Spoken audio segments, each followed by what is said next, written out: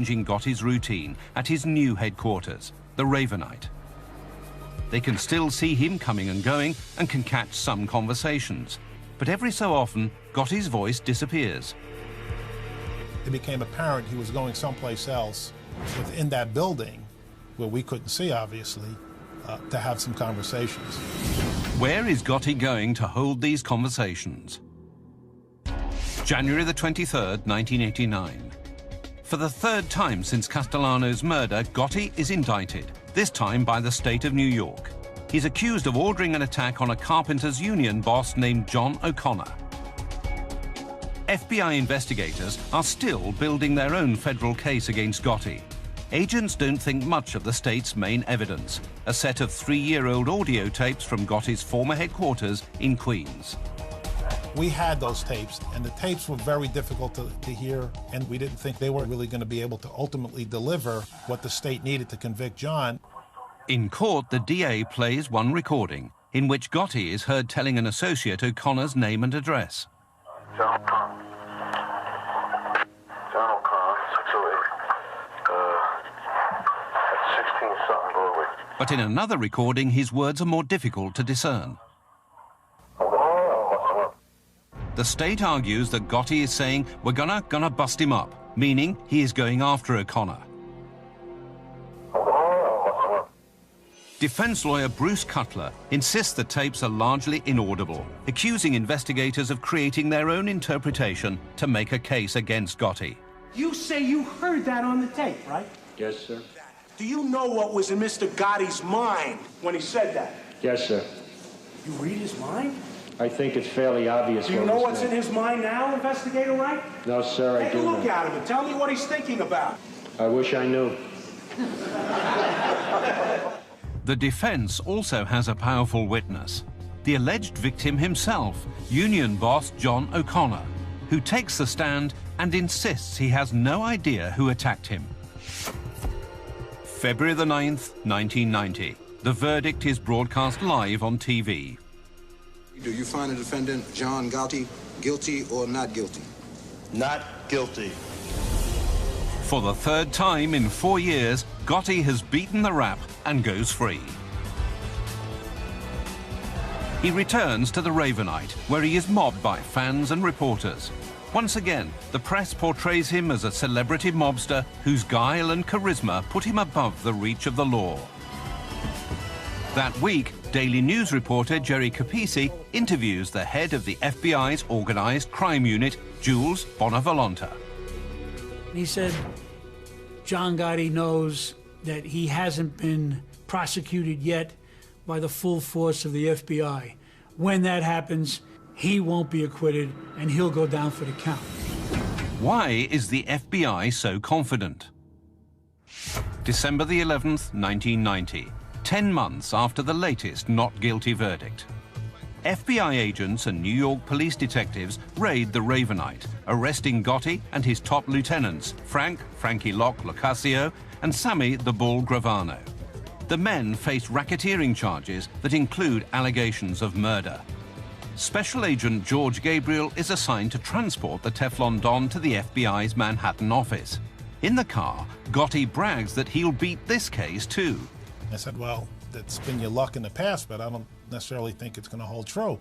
I'll bet you anything. I said, I'll tell you what, how about we bet loser leaves town? You don't have to pack, because where you're going, you're not going to need any clothes. January the 21st, 1992. Brooklyn, New York.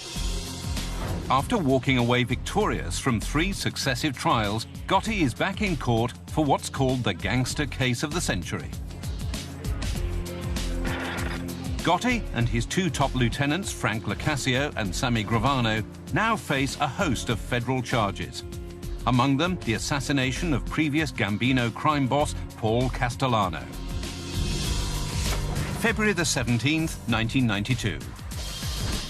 In court, Assistant U.S. Attorney John Gleason presents the jury with excerpts from 6 hours of Gotti's most secret conversations. On one recording, despite background music, Gotti can be heard talking about the secret criminal organization Cosa Nostra. This is going to be a Cosa Nostra to lie back. Be it an hour from now, be it tonight, 100 years from now when I'm in jail, there's going to be a Los Angeles. Assistant U.S. Attorney Patrick Cotter tells the final report how the tapes prove that Gotti did order murders, such as the assassination of Gambino soldier D.B., Robert DiBernardo. There was nothing, I think, that matched the moment when the jury actually heard Mr. Gotti say things like, when I killed D.B., when I whacked D.B. D.B. got whacked. I knew why it was being done, and I whacked. The strongest evidence against Gotti comes through the words of one of his own, Gotti's second-in-command, Sammy the Bull Gravano.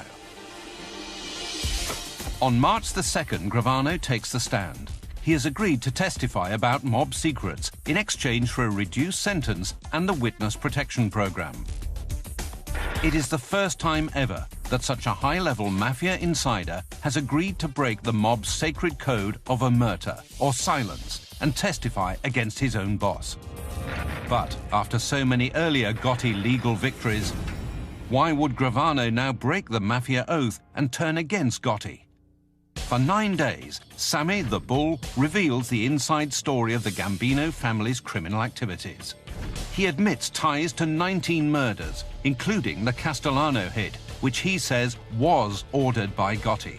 Local TV reporter Pablo Guzman is in court and watches the jury's reaction.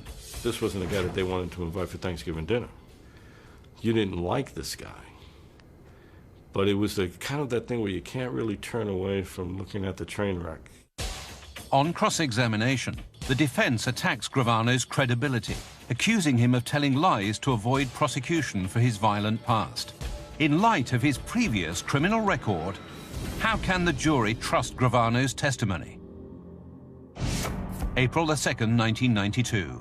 After deliberating for less than 2 days, the jury reaches a verdict. For the crimes of murder, racketeering, and conspiracy, the jury finds John Gotti guilty on all counts. After 4 trials and numerous investigations, the Teflon Don is finally on his way to prison. Teflon is gone, the Don is covered with Velcro, and every charge in the indictment stuck.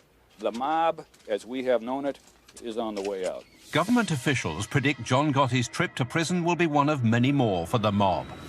Why is Gotti's conviction a turning point in the fight against Cosa Nostra? For many Gotti champions, including his daughter Victoria, it's difficult to accept the Don's new image, that of convicted felon. My father is the last of the Mohegans. They don't make men like him anymore, and they never will. June the 23rd, sentencing day. A crowd of nearly 1,000 Gotti supporters gathers outside the courthouse to protest the conviction and demand he be set free. Inside, a judge sentences him to life in prison without parole. The government hails the sentence as the end of a mighty era for Cosa Nostra. Still, the story of Gotti's rise and fall raises several questions. How did the FBI finally succeed in getting Gotti? The final report now answers those questions, beginning with the mob's stranglehold on the Big Apple. For decades, mafia families controlled several major industries throughout the country. The financial impact of this corruption is greatest in New York. How does the mafia affect life in America's largest city? It raises the price of everything. The mafia extorted money from small business owners and industry leaders, forcing them to pay fees to the mob just to keep their goods and services flowing. These added expenses were passed on to consumers, costing them hundreds of millions of dollars each year. If you ordered chicken in New York, the mob got a piece. If you had anything delivered by a truck, the mob got a piece. They had their fingers in a lot of pies. In the 1980s, the largest and most influential of these mafia families was the Gambino family. Their leader was Paul Castellano. Castellano ran the family like a Fortune 500 company. He was more of a businessman than your traditional gangster or mobster. But Castellano was concerned about the behavior of one of his captains, John Gotti. Gotti had earned his stripes after his involvement with the murder of a rival gangster in a neighborhood bar. The mobster soon had his own mafia group, but Castellano was wary and viewed him as a troublemaker. Gotti represented the rough and tumble street, coarse Castellano. He wanted more refined people at the dinner table, and Gotti was the kind of guy that, was wiping his mouth like this. Even so, the two seemed to get along. But in 1985, Gotti had Castellano and Thomas Bilotti killed. Why would Gotti kill his own boss and underboss? Gotti's crew was dealing drugs, which Castellano prohibited. Gotti feared reprisals. In 1983, police secretly taped 3 of Gotti's soldiers talking about selling heroin and working for the mob. The recordings lead to the arrest of Angelo Ruggiero, John Carniglia, and Gotti's own brother, Gene. Castellano was furious and demanded to hear the tapes. This is a no-no. You're not supposed to get caught talking about mafia business, and you're not supposed to get caught talking about drugs. Once Castellano heard the tapes, Gotti feared he'd be demoted, or worse. In September 1985, Gotti turned to 10 of his closest allies, including Sammy the Bull Gravano, to take out Castellano. 3 months later, Gambino family members loyal to Gotti gunned down Castellano and his underboss in front of a Manhattan steakhouse. Years later, in a television interview, Gravano described how he and Gotti had watched the hit from a nearby car. As soon as Paul opened up the door, I saw them white jackets all surrounding the car. They were shooting Paul. Tommy was actually watching Paul being shot, thinking which direction that he would run, probably, and they came across and shot him in the head. The audacity of the crime left many observers wondering, why would anyone stage a double murder in such a public place? To make a bold statement to other mobsters and discourage retaliation. This was somebody's bid for power. If they had kidnapped these guys, shot them, and dumped the bodies somewhere out in, a swamp, it wouldn't have made the play that it did. By carrying out such a dramatic hit, Gotti sent out a powerful message to other mobsters. They too could be killed anytime, anywhere. In this way, Gotti hoped to avoid a retaliatory hit. Under a long-standing mob rule, no one could murder a crime family boss without the permission from the other Cosa Nostra bosses. After the murders, everyone involved vowed to remain silent. Sammy the Bull would later betray this promise when he testified against Gotti in court. Master double-crosser. John's a double-crosser. I'm a master double-crosser. We played chess, and he lost. More on the double dealings of Sammy the Bull Gravano, and more answers when the final report continues. March 1986. Queens, New York. A confident and stylish John Gotti walked into court. The new reputed leader of the Gambino crime family was to stand trial for felony assault. In this case, the victim was Romuald Paczek. He claimed Gotti and an associate had beaten him up over a parking dispute. When Gotti faced his accuser in court, however, Paczek claimed he had no memory of his attackers. The judge dismissed the case. Why did the victim change his story? It is likely he was threatened. Several days before the trial began, Paczek told a detective that his phone was ringing at all hours and that someone cut the brakes on his van. In a case involving the mob, this was more than enough warning. Paczek told investigators he no longer wanted to testify and went into hiding.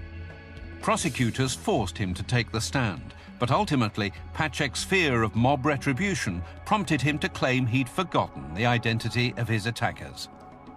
The Paczek case really wasn't a trial. That was the I Forgotti trial. On March the 13th, 1987, John Gotti's second trial since becoming boss, this one in a federal court, came to an end.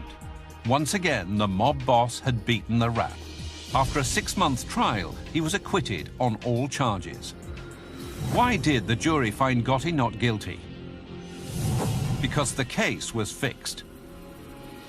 This time, instead of intimidating the key witness, Cosa Nostra was able to buy off a juror.